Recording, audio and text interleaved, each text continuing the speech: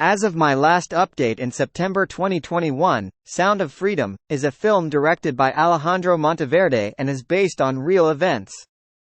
The movie tells the gripping and emotional story of Tim Ballard, a former CIA agent who left his government job to found Operation Underground Railroad, OUR, a non-profit organization dedicated to rescuing children from human trafficking and sexual exploitation. The film follows Tim Ballard, portrayed by Jim Caviezel, as he embarks on dangerous and covert missions around the world to rescue children from the clutches of human traffickers. His relentless efforts to save innocent lives lead him to dark and perilous places, exposing the harsh realities of modern-day slavery and child exploitation. Sound of Freedom shines a light on the heart-wrenching issue of human trafficking and the dedicated individuals who risk everything to combat this global problem. It seeks to raise awareness and inspire action against this heinous crime that affects millions of vulnerable children worldwide. Please note that since my information is up to September 2021, there might be additional developments or details about the movie that have emerged after that date. I recommend checking more recent sources for the latest updates and reviews on the film. Tim Ballard is a former federal agent on a mission to end human trafficking around the world. His Operation Underground Railroad has helped to rescue 6,000 survivors and arrest more than 5,000 perpetrators. Jim Caviezel stars in Sound of Freedom, the new movie about Tim Ballard's real life. Ephraim Graham sat down with Ballard for a closer look at the true story behind the movie.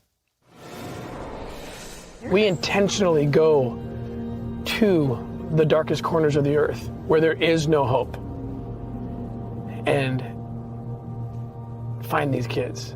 Cameras capture some of Tim Ballard's real-life missions to rescue children from sex trafficking. And now there's an even bigger light shining in the darkness. It is the fastest growing international crime network that the world has ever seen. It has already passed the illegal arms trade, and soon it's going to pass the drug trade. Because you can sell a bag of cocaine one time to a child 5 to 10 times a day. God's children are not for sale. The Sound of Freedom, starring Jim Caviezel. Timoteo, por rescatar niños, ¿verdad? Puedes ayudarme a encontrar mi hermana.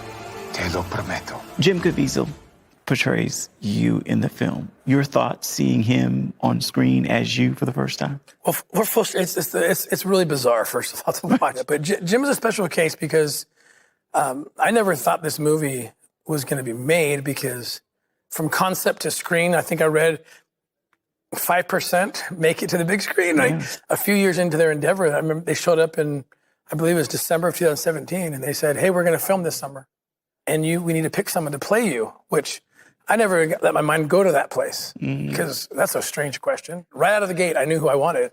So if this is a real question, the answer is Jim Caviezel. And I was so adamant. And I said to them, "Look, I don't like Hollywood. I don't trust Hollywood. I don't know these actors.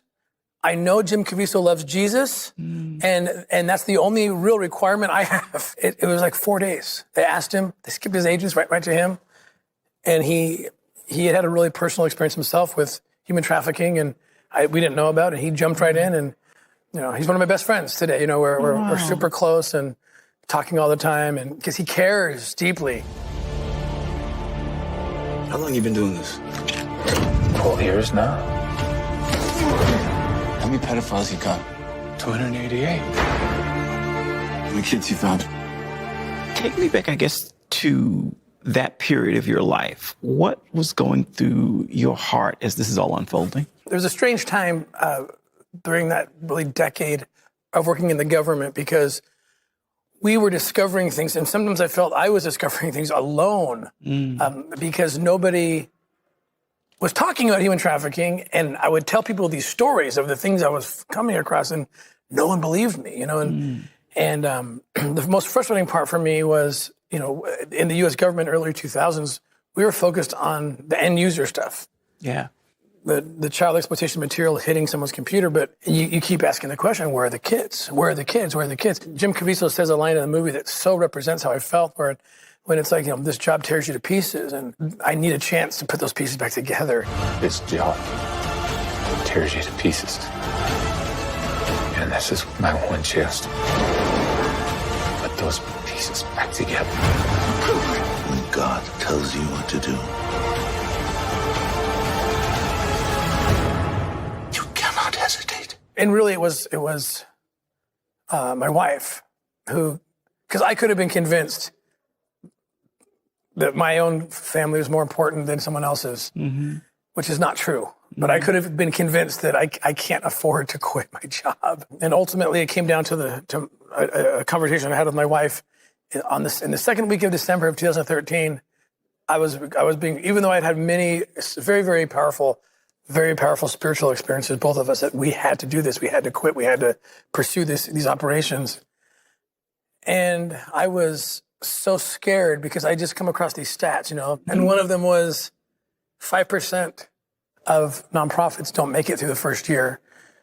Less than 3% make it through the second year. And you compare that to a federal job, which is secure for your life. Yeah. And I was freaking out, and my wife had to remind me, and she did it in a very powerful way, and she grabbed me by the collars, and she said, "I will not let you jeopardize my salvation," she said, "by not doing this." And it was just like... For Homeland Security, we can't go off rescuing Honduran kids in Colombia. Which means she'll disappear for good. Imagine walking into a room right now, seeing an empty bed. What we do? You quit your job and you go and rescue those kids. When she said that, that's when I really put it into perspective. You're right. Why are we here on this earth? Like, we're not here just to have fun or just live a life of ease and luxury or something. And she followed up that little warning statement with, and if we end up living in tents because we have to sell our house, I don't care, because I'm more worried about my meeting with my maker. And so that was my wife's, lesson to me. And I was like, you're right. So I